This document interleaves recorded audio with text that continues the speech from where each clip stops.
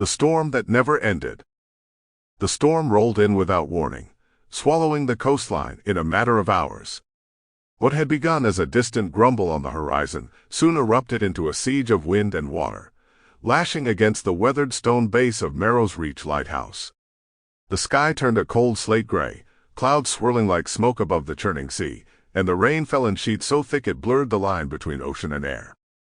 Inside the lighthouse, Elias Brandt kept the lantern burning.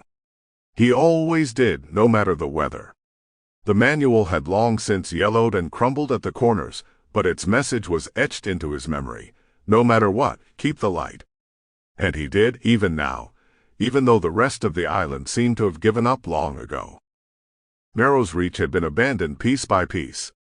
The last ferry stopped coming 2 years prior, and the mainland had written the lighthouse off as obsolete, a relic of another time. But Elias stayed. He kept the records. He polished the lens. He checked the tides. He listened. Tonight, though, the storm didn't feel like the others. It was louder, angrier, as if something in it wanted to be heard. The waves slammed the rocks like fists, and the wind moaned through the cracks in the shutters. Elias moved slowly through the tower, carrying the leather-bound ledger that had come with the post. It was old, older than him, its spine cracked and pages filled with generations of keepers' notes, weather patterns, ship sightings, and occasionally stranger things. He flipped to a blank page and wrote, "Storm began at 4:37 p.m. sudden onset. Barometer dropped rapidly. Unnatural behavior in cloud formation." Then he paused. He thought he heard something. Not the wind. Something else. It was faint, almost lost beneath the howl of the gale, but it carried the shape of a voice. Not a clear one, more like a suggestion, like a name whispered through a dream. He turned toward the stairs and listened. The sound didn't come again, but unease crept over him like fog across a moor.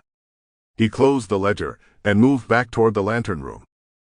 As he climbed, his thoughts returned to the last time a storm like this had come, 10 years ago to the day. He'd been younger then, newly assigned, full of the kind of purpose that gets worn down by isolation. That storm had taken the trawler Meridian. 5 men lost.